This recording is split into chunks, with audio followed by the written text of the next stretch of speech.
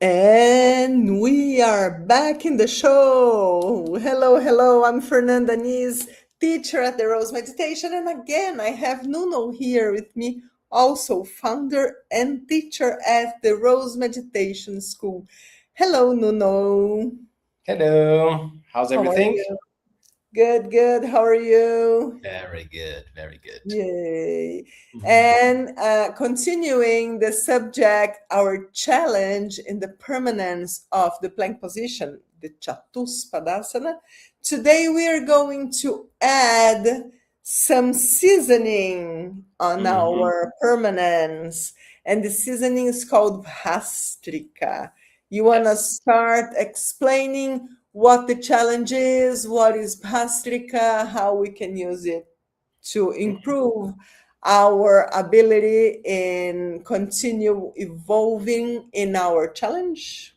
Yes, yes. So, uh, I think I can start by explaining what it is, this exercise. It is a breathing Mhm. exercise. Mhm. Uh, it should be trained by itself first, and then when you get used to the exercise, you can Mhm. use it before or after specific techniques or during the techniques. But first, you need to have the experience of learning how to do it.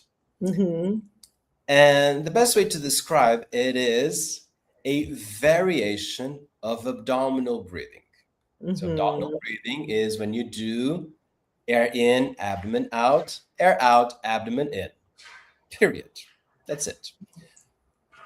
Bhastrika is a rapid or fast version of this exercise. So that means you're going to inhale, expand your abdomen, exhale, bring your abdomen back in, but you're going to do it in a fast pace.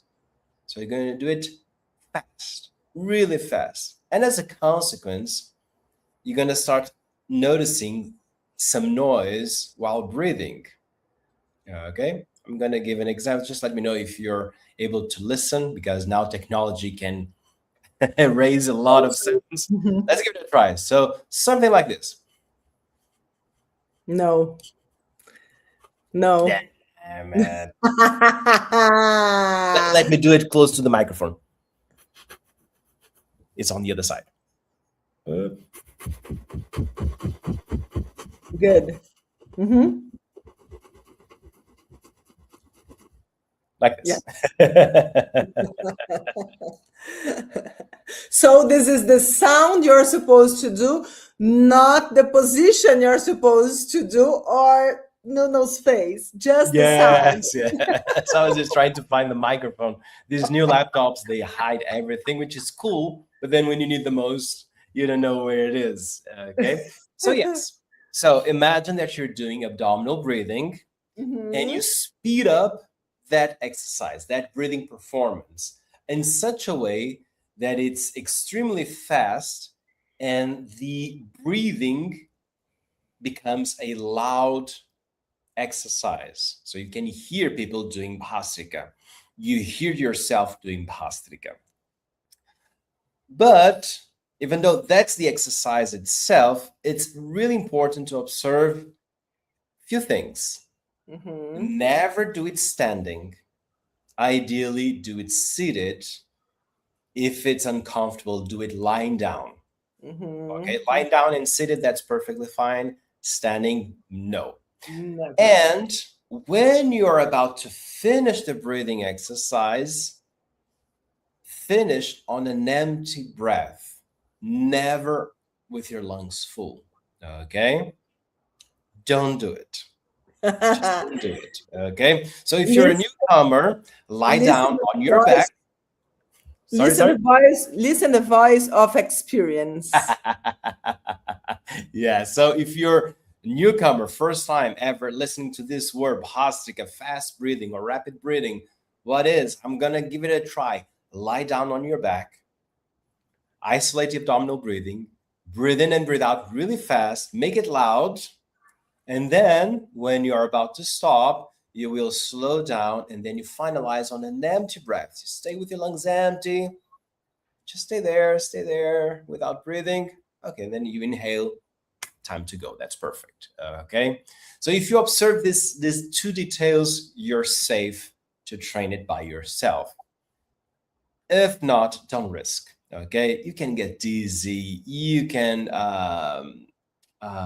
lose your balance. Just don't do it. Okay. It's a safe exercise to do. It's good for you, but just be mindful of these two things. Mhm, mhm. A few things about the Bhastriká Nono. We have Professor Milton Marino, that is one of the teachers in our school, and he wrote a book this size called Pranayama, on just about breathing exercises. Look, this is the name of the book. Ah, yes, Pranayama. Yes, it's a big book. And he's a genius and he's a big student. He's a researcher. He's an amazing person. And one of the things that I learned with him is like when to use each of the exercises accordingly to your personal characteristics. And I think this is amazing because our practice is completely adaptable to everyone, to each one of us.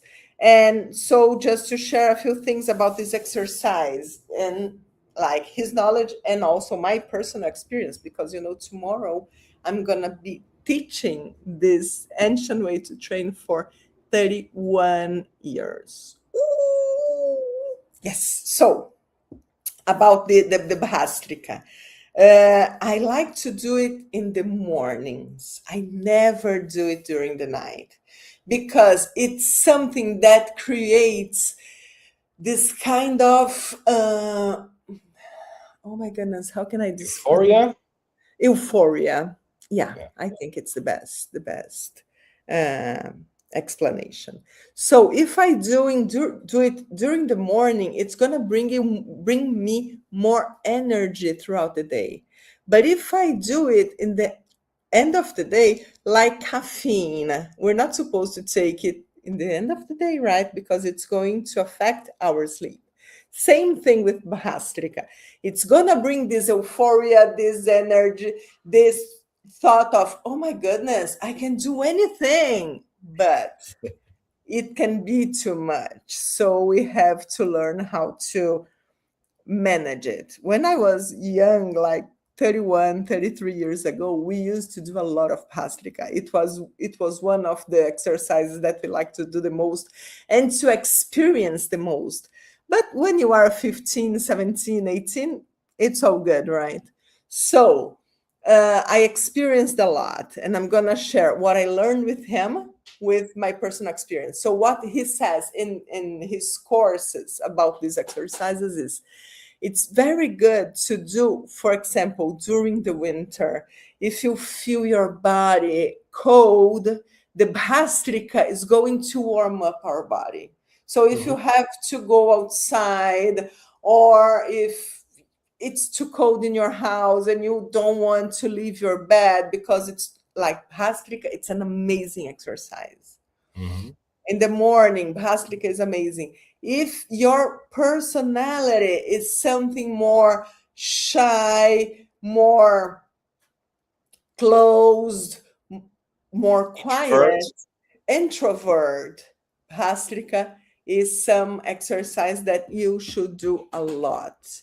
Just reinforcing that we do not work with benefits, but we cannot deny the effects of Mhm. the techniques, right? So if you are like me and like you, if you're already an extrovert person, I wouldn't abuse of the use of Bhastrika because we already have a lot of energy. Mhm. We are always like, oh my God, it's too hot in here. Imagine if we do Bhastrika, I think we would burn.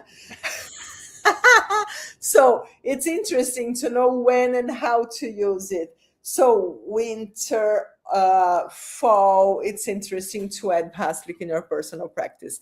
If you're feeling down someday during the mornings, or if you are shy, like everything that you feel you need more energy, more vitality, do Bhastrika. Put this exercise in your day. in your days, in your daily practice. And the same happens in this challenge, because we are doing our challenge for quite a few days. And I imagine that maybe some people are saying, okay, I think I'm reaching my limit. And then you add Bhastrika, you do this exercise. And as Nuno said, do it before your permanence. So sit like a few minutes before, do this exercise, finish with the empty breath. If you want to do once again, and then train your permanence. And what's supposed to happen in this permanence, Nuno? Okay, so the thing is, there's a boost of energy. So that means you probably, those 5 seconds more of the day will be easier. That's the thing. Will make your life easier with this challenge. Of course, you could do it also during the permanence, because, for example, I'm experienced. I can do that during the permanence, and I notice that I can expand my time of permanence with that. Kind of managing my energy levels during the permanence, and I need something to push up. That's what I do. Yeah, okay. But here the exercise is to do it first. So you stop, you breathe, you bring your attention to your breath. So that means you're more aware of breathing, and you go more equipped to the challenge. Okay. Then you assemble your plank, your Chatuspadasana, go, and just add more 5 seconds, and just give it a try. See, oh, That was easy. was that easy, this +5 than the previous days? Was it something that I've imagined, like, oh, today I could do it longer, so the steps I could give a bigger step, probably because of the exercise. Yeah, okay. I was actually listening to your podcast in Portuguese with Larissa, and we know that a lot of the scientific world, the researchers are working and trying to find the reasons and the explanations and all of this. And I have to say that with James Nestor book, Breath, a really interesting chapter in the beginning, he mentions that he thought that the breathing subject was in the science world, and it wasn't. Hmm. Hmm. So he went to doctors to solve part of his breathing performance that was not good, and there was no knowledge there in the scientific world. I would say in the scientific world, in the point of view of like improving, having a doctor with a patient saying, now you need to do this or that. And the knowledge was so flat. That's why he went to the other side of knowledge, which is not the scientific knowledge, is the empiric knowledge, where in the group of pranayamas and all of that is where a lot of the knowledge resides. And so he found out more content for his book outside of the scientific world. But then the scientific world needs to run to find why is it working? Why is it being so used? Yeah, we have like the World Cup, and how many times yoga, breath work, meditation was mentioned for the really good athletes, those teams, as not as something, not as an add-on to their performance. It changed now to the core training for their performance. The Years key ago, for it was an additional training. Now it's the core training for most of them. yeah, true. Interesting. And now the science needs to run to Yeah. find the reason why it works. But that's so amazing to see those great names being the face of yoga practitioners and not hippies. Nothing against, but it was a practice that was very popular, I would say, in Woodstock and all of that group of people. And so athletes or entrepreneurs or CEOs wouldn't accept that knowledge as being part of their core training. And now it has changed. And Yeah. that's lovely. That's so good to see the change, right? As you said, you have been teaching for 31 years. How much of that have changed, Yeah. right? Yeah. Yeah, Yeah. Yeah. Yeah. Of so course. so nice. Yeah. Yeah, I remember when Madonna did the boom of yoga because she said she would do she did yoga like every day or something. And then there was this boom, and then the science started to look at this ancient knowledge in a different way because before that it was just a woo-woo thing.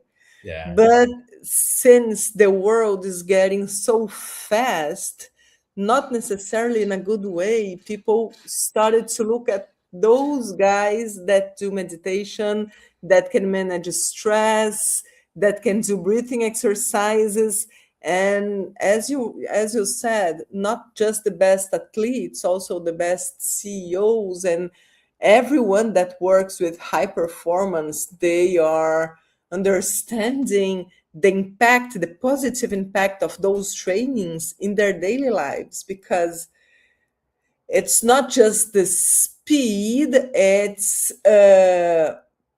how much you can hold something. And we Mhm. give this consistency in anything because of the stress management. And it's amazing. It's very good to see this change since 1993 when I started, or 1995 when I graduated as a teacher, to today. It's really beautiful, really, really beautiful. No, we can't ignore also the impact of the Bhastrika and the development of our breathing muscles, because it's not just that it brings us more energy, because this is something we feel, but it also develops our breathing muscles, right? Bhastrika Yeah. is one of the most impactful exercises in the development of this group of muscles, right? Yes, yes. If you try to imagine how does it work, the abdominal breathing, then the fast version is Bhastrika. So you are contracting and relaxing your diaphragm, that Mhm. muscle that looks like a membrane inside of your torso. Uh, and so, and that's a muscle that sustains breathing and speech. So your Mhm. voice and your breathing, both of them, their foundation is that muscle. So you need to have that muscle really strong to expand your life with quality, of course. So that means if I'm training my muscle in a way very effective, very precise, that's good for me.